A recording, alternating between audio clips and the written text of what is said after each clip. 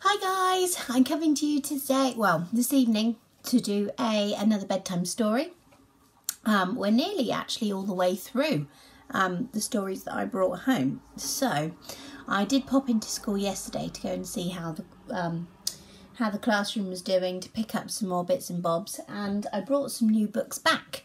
But before we delve into those, I'm going to continue with the ones that I already had. So today I'm going to be reading this one, and I know that Lola Rose in our class really likes this story because she came as Sophie from this story when we had our World Book Day. So I hope you enjoy it, Lola Rose. I hope you enjoy it, everybody else.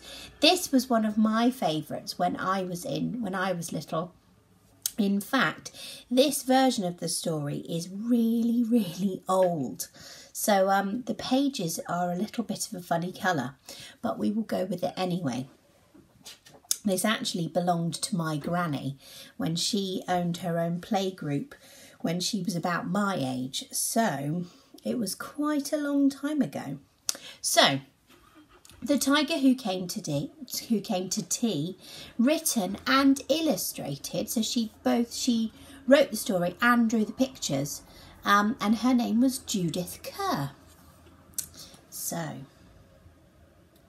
let's have a read. Once there was a little girl called Sophie, and she was having tea with her mummy in the kitchen. Suddenly, there was a ring at the door.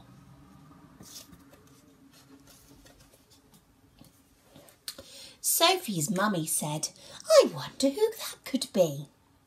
It can't be the milkman, because he came this morning. And it can't be the boy from the grocer, because this isn't the day that he comes. And it can't be Daddy, because he's got his keys.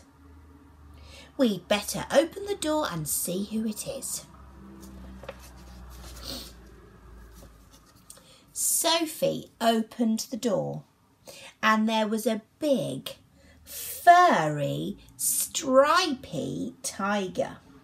The tiger said, "Excuse me, but I'm very hungry.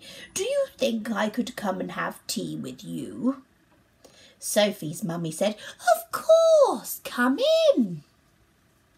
So the tiger came into the kitchen and sat down at the table.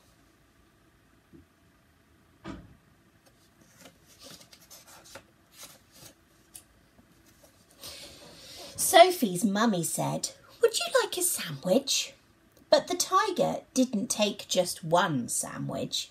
He took all of the sandwiches off of the plate and swallowed them in one big mouthful. And he still looked hungry. So Sophie passed him the buns. What a greedy tiger. But again, the tiger didn't eat just one bun. He ate all of the buns on the dish, and then he ate all of the biscuits and all of the cake until there was nothing left on the table. So Sophie's mummy said, "Would you like a drink?" And the tiger drank all of the milk in the milk jug and all of the tea from the teapot. I'm surprised he didn't burn his tongue. And then he looked around the kitchen to see what else he could find. At least he's friendly, though. It looks like Sophie's definitely made a friend. He ate all of the supper that was cooking in the saucepans and all of the food in the fridge. Goodness me, we're lucky there's no tigers knocking on the door during lockdown. Imagine if they came in and ate all our food now. We'd have to wait for ages to get any more. And all of the packets and the tins from the cupboard.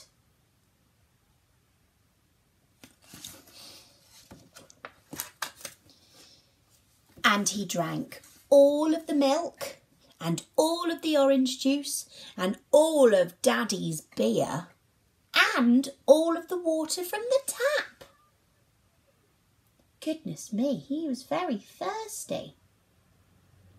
I'm sure that beer from Daddy's drinks, I bet that made him burp. Then he said, "Thank you for my nice tea. I think I better go now." And he went. Sophie's mummy said, "I don't know what to do. I've got nothing for Daddy's supper. The tiger has eaten it all."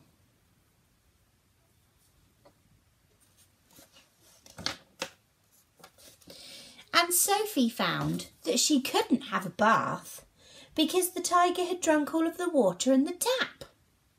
Just then, Sophie's daddy came home. Funky trousers. So Sophie and her mummy told him what had happened and how the tiger had eaten all of the food and drunk all of the drink in the house. And Sophie's daddy said, "I know what we'll do. I've got a very good idea. We'll put on our coats and we'll go to the cafe." You know what? I cannot wait until we can go to cafes and restaurants and pubs. I would love it. So they went out into the dark and all the street lamps were lit and all of the cars had their lights on and they walked down the road to the cafe.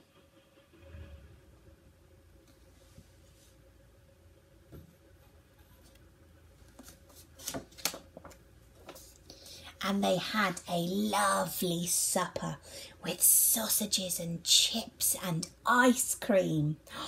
Yum, that's making me super hungry.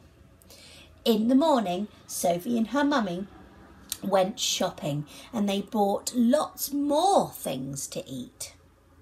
And they also bought a great big tin of tiger food, just in case that tiger should come to tea again. I think that's good thinking, isn't it? But he never did. Goodbye, goodbye, goodbye. And that is the end of the story. Quite a short one this evening, but lovely nonetheless. I don't know if anybody has ever read any of other of Judith Kerr's books. I know she did the Mog books, all about the cat. But I just love it. It's quite an old-fashioned book, but it's a lovely story. I hope you enjoyed it, and I will see you again on Friday for our next bedtime story. Good night, guys. Sleep well.